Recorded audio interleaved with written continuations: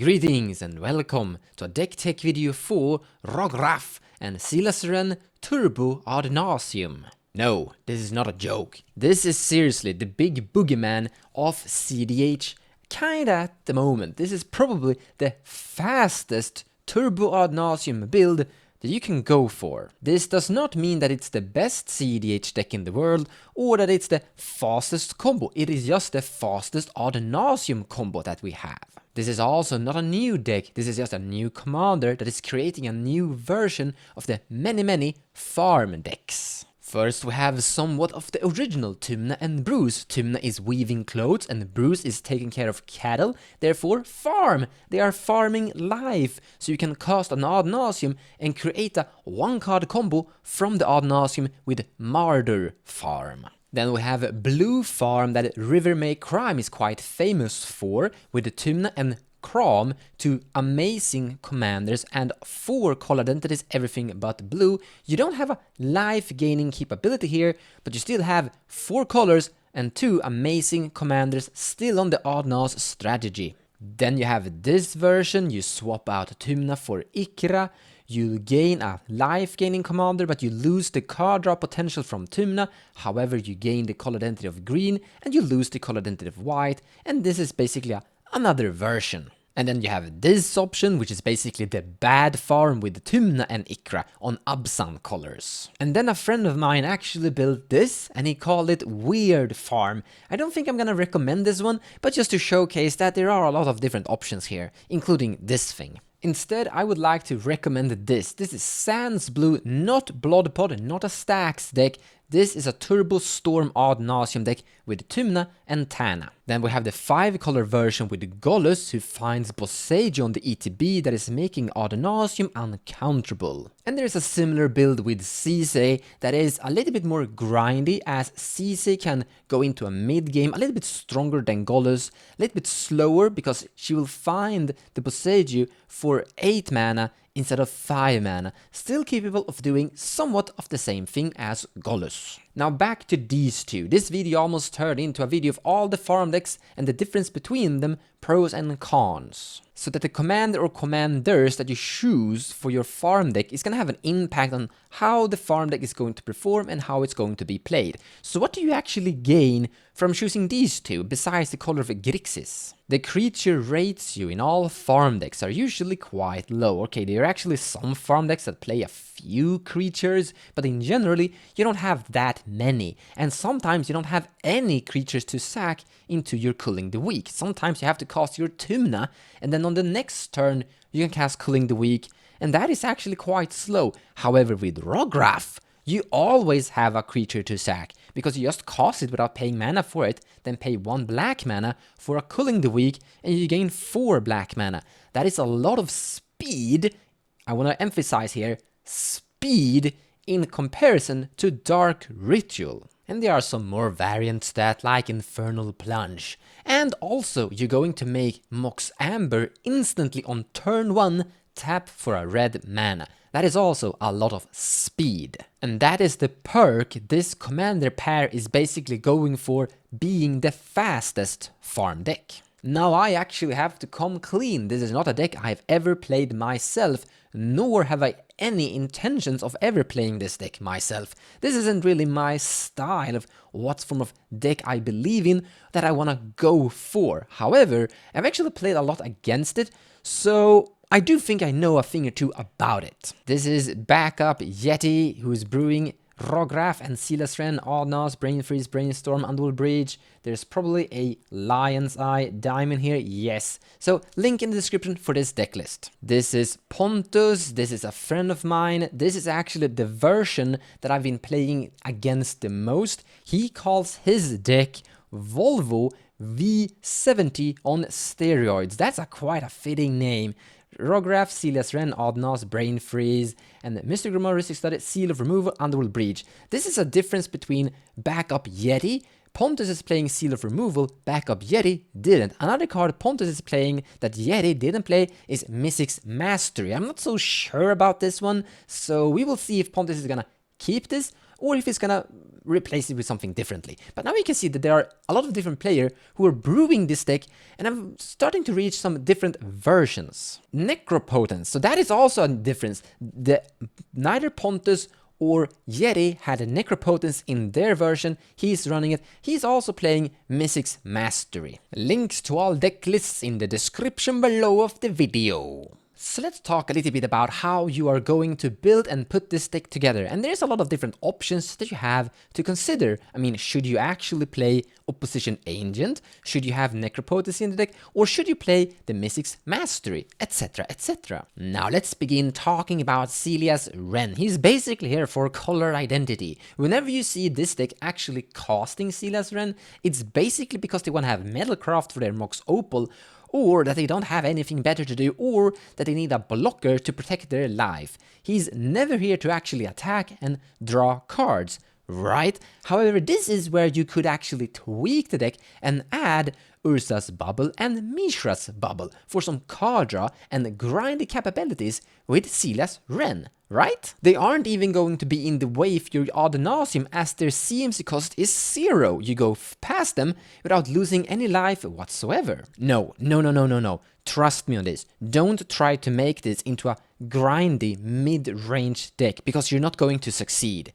You can do this, but you're going to lose speed, which is your main perk with this deck. If you go into a pod with a Kram, Paco, Kenrith, Sisay, Tassigur, Gollus, Thrasius, Tymna, any other value mid-range grindy commanders, you are always going to lose win rate as the game goes longer and longer. That's the big weakness to this style. Your commanders are basically here for speed to your other cards and color identity. You will always lose the late game, or well, you can win the late game, but your win rate is going to go down. Your win rate is really high between turn 1, 2, and 3. After that, it is starting to diminish. So don't take the game to where your opponents are strong. That means that the greatest skill you need to learn for this deck is how you mulligan it. You have to keep a hand that is just screaming explosions. And as it is something of an all-in fast combo deck, you should definitely consider Wishclaw Talisman, Scheming Symmetry, and Final Fortune. All of these 3 cards have some amazing upsides and some really terrible downsides. But if you win on the turn you cast them, and you never pass the turn to your opponents where they could use these problematic other effects these cards have, you don't need to care about the problematic effects, because the game is already over. You all in and you won. Let's also actually explain the Necro turn combo, the synergy with Necropotence and Final Fortune. Final Fortune is at instant speed. That means that you can pay almost all of your life with Necropotence, draw a whole bunch of cards from your hand, draw into Final Fortune, hopefully, just pray. Remember, you're a little bit all in here. If it doesn't work, you might lose. If it works, you're gonna win.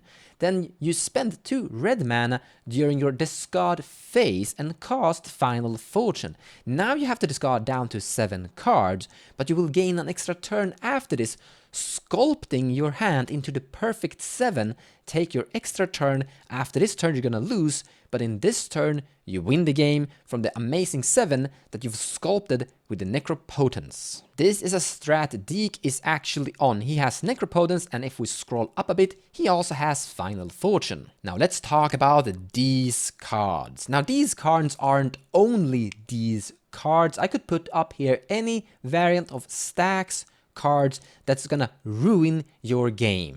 Archon of Emeria, Talia, and Opposition Agents are just examples. Now, this is really important for all of you all-in fast combo players that think that you don't need spot removals in your deck because you're going to win before everyone else, so you don't need to interact with your opponents. Now, your counter spells and spot removal are mainly there to protect your own combo strategy, not to interact with your opponent. Okay, you have to interact with your opponents sometimes, but mainly you wanna counter spell your opponents interaction when you are trying to combo off. And you want to have spot removals in your deck so that you can get rid of Archon of Emeria variations. You don't want to sit in a game staring at Archon of Emeria unable to do anything because you haven't put any spot removals or any interaction for this inside your entire deck. That is just poor deck construction in my opinion. So what cards are we gonna play? Lightning Bolt, Fatal Push and Deadly Rollick. Deadly Rollick makes sense. I mean, our commander costs 0 mana. We could always have this card online. Perfect, right? However, we can do something a lot more clever here. Let's take a look at some of Pontus' spot removals. Winds of Rebuke, Snap, Seal of Removal, and he also actually plays the Deadly Rollick. And I'm a little bit torn about Deadly Rollick. You don't have to play it in my opinion. I mean, 4 CMC is a lot of loss of life. If you're flipping into it with your Ad Nauseam, that is something to consider. The reason the bounce spells are amazing is because you can bounce your Dockside Extortionist. So if you go up in a game and you have a pesky hate bear you need to remove, you can just bounce it to your opponent's hand. But if you're in a game where you don't need to bounce anything, you can bounce your Dockside and transform your spot removals into rituals. I would also like to give a shout out to Into the Royal and Blink of an Eye. Now these bounce spells don't really deal with the problem permanently, as the thing is gonna come back next turn. However, there's not gonna be a next turn. You're casting these bounce spells in your last opponent's end step, and then you take your turn, and in this turn you plan to win. So you need to strategize a little bit, plan ahead and organize so that you remove them on an opponent's end step and you try to win on your next turn. And if you fail, you lose. But if you win, you win. Let's also talk a little bit about Mystic Remora. Normally this is just an auto-include, we don't need to mention it, we don't need to explain it, but in this deck there is actually something you need to know about it. Now, in most cases, in most decks, you can keep a hand with a Mystic Remora and just go all in on the Mystic Remora, and if this draw a bunch of cards, you're gonna be in a great position. If it doesn't, you are slowing down the game and that might be fine. However, in this deck, there's something really important you need to think about. If you don't believe that your opponents are gonna feed the fish, if they're gonna put a land into play and cost a mana dork and pass, and all of your opponents are doing this, you're just paying mana to slow down the game where you are probably going to lose the game. So there are actually situations where you shouldn't keep an opening hand with this. If you believe, if you predict that your 3 opponents aren't going to feed this. If you believe, however, that your opponents are going to feed it, then it's a no-brainer, just cast it, take all the cards they're giving you, and then just win the game from drawing 6 or 3 cards per turn with this thing. But you can't always keep a hand that is all in on the Mystic Remora, because remember, your commanders doesn't have a card drawing ability on them whatsoever. You win on the early game and you lose in the mid-late. Oh yeah, you don't lose them. You can win in the mid and late game, but you might have to sit there and wait for a perfect timing window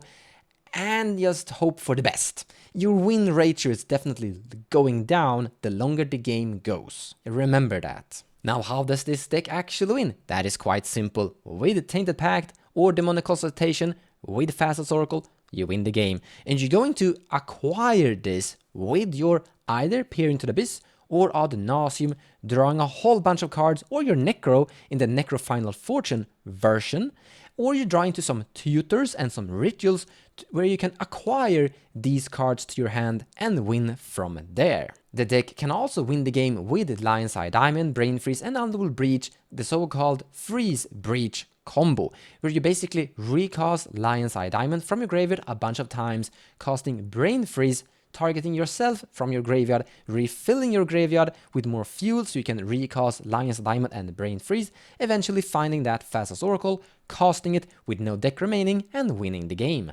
But your Ad Nauseam and your Peer into the Abyss that are just drawing so many cards, and also Intuition, are basically your 1-card combo assembler, and after you've casted these 2 dark spells, you basically figure something out, either go for Thassa's Oracle or the Breach combo, depending on what you draw and depending on what tutors you got in your hand.